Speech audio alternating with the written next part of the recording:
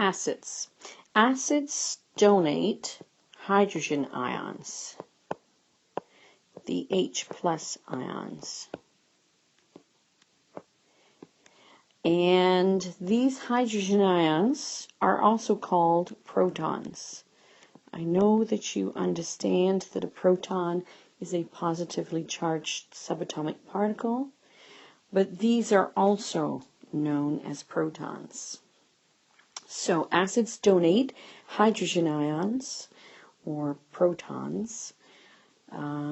These are acidic. These are considered to be acidic hydrogen ions. So therefore they must contain a hydrogen in their formula. There are many compounds that contain hydrogens, but they are not necessarily acidic hydrogens.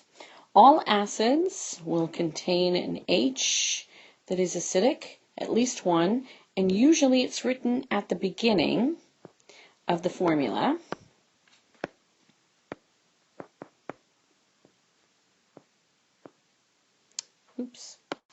At the beginning of their formula. But they must also contain an AQ subscript. So an acid will have an AQ subscript and at least one acidic hydrogen. This H is usually at the beginning of the formula, but there is a class of compounds that do not have the H at the beginning. These are organic acids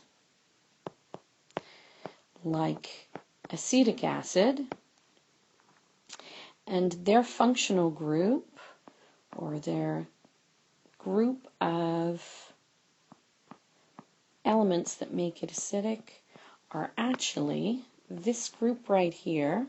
So often their H is at the end of their formula, and it's connected with two O's. So, well, not the H itself, but there's two O's in the formula. But this can also be rewritten like this. So you will see sometimes organic acids have the H at the end, sometimes they are written at the beginning, but they will all have an AQ subscript. You cannot be an... If you come across a compound that has a formula with an H and a Cl or an H in some other group, and there's no AQ, it is not an acidic compound. It is just a covalent compound. This HCl is hydrogen chloride. If it is HCl AQ, then it is an acid. What this means is that hydrogen chloride has been bubbled through water, and it has formed an acidic substance called hydrochloric acid. We're going to learn the names of two different types of acids. Even though there are organic acids too, we're not going to be worried about their names. We're going to look at binary acids and oxyacids. You'll learn about organic acids next year. Binary acids contain an H and one other element.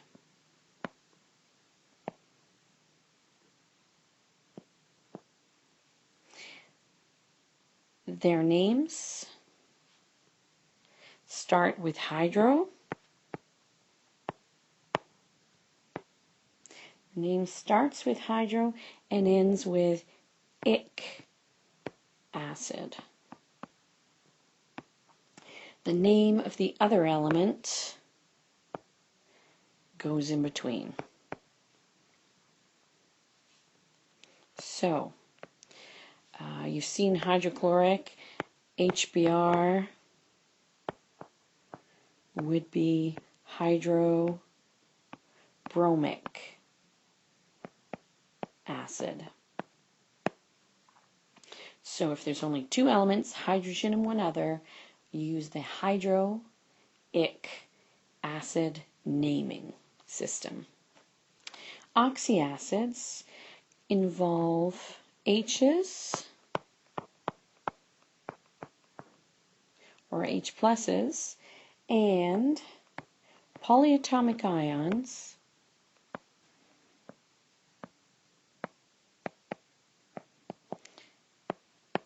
that contain oxygen.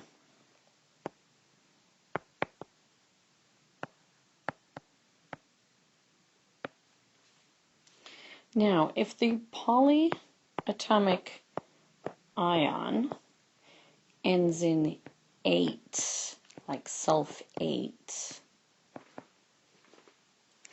then the acid ends in ic acid. If the polyatomic ion ends in ite, then we have an us acid.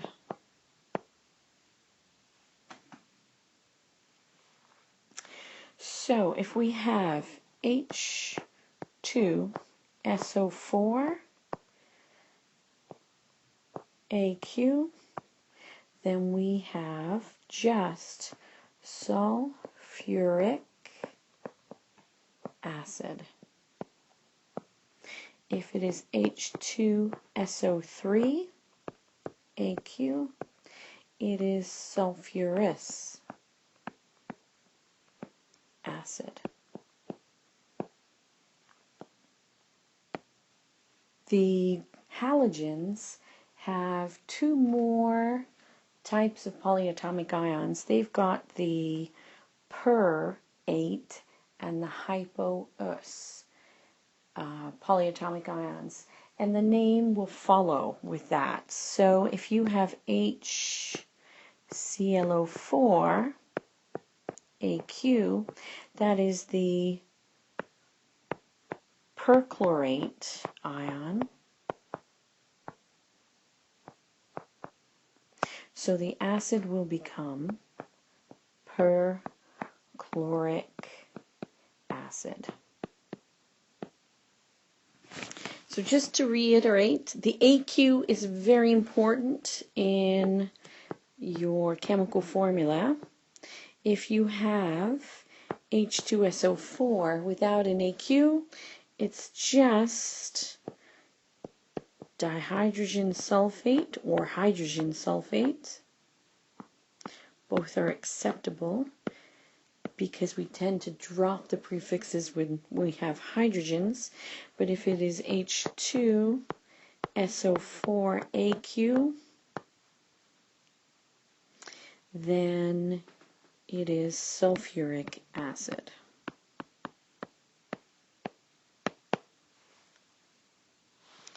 Naming bases is a little more straightforward. Ionic bases contain a metal. Ionic bases contain a metal and the hydroxide group.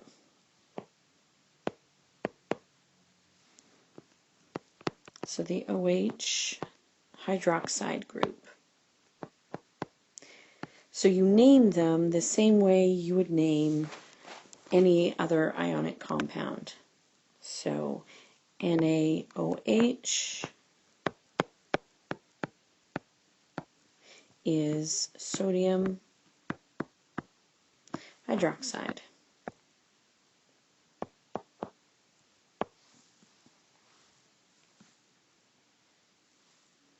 Writing their formulas will be the same as writing formulas for ionic compounds also. Barium hydroxide would be,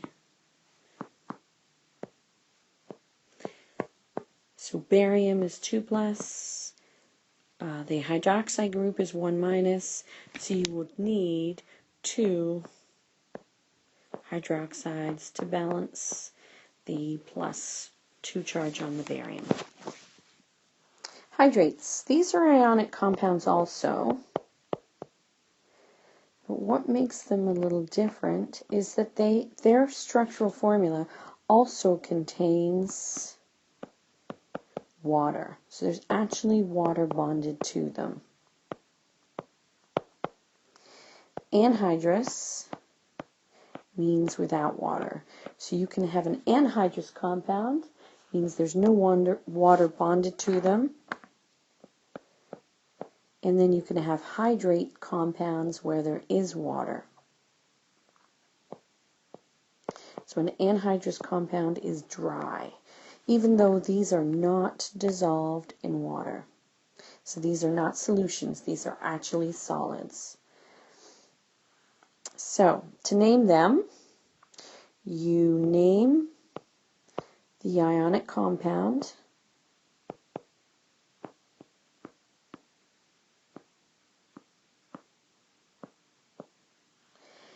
and follow it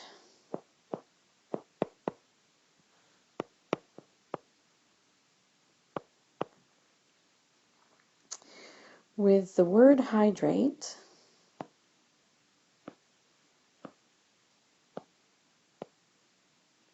that's preceded with a prefix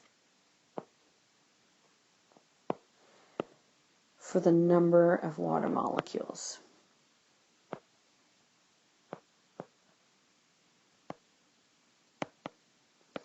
So the prefix represents the number of water molecules.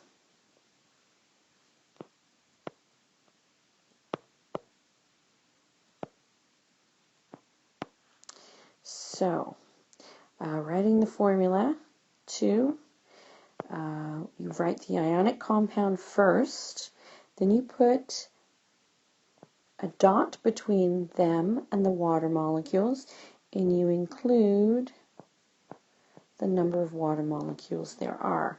So this is calcium chloride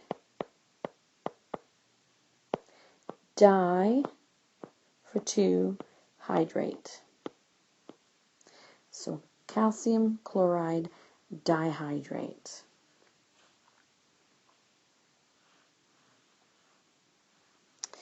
CuSO4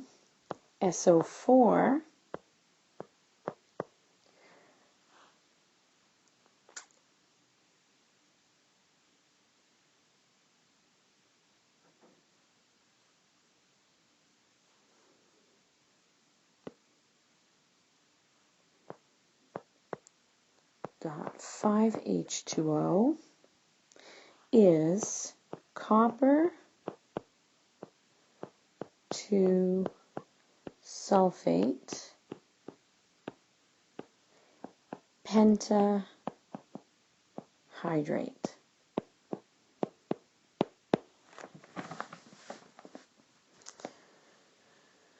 So there you go. You know now the rules for writing acid formulas for acids, bases, and hydrates or hydrated compounds. So the anhydrous version of copper 2 sulfate pentahydrate would just be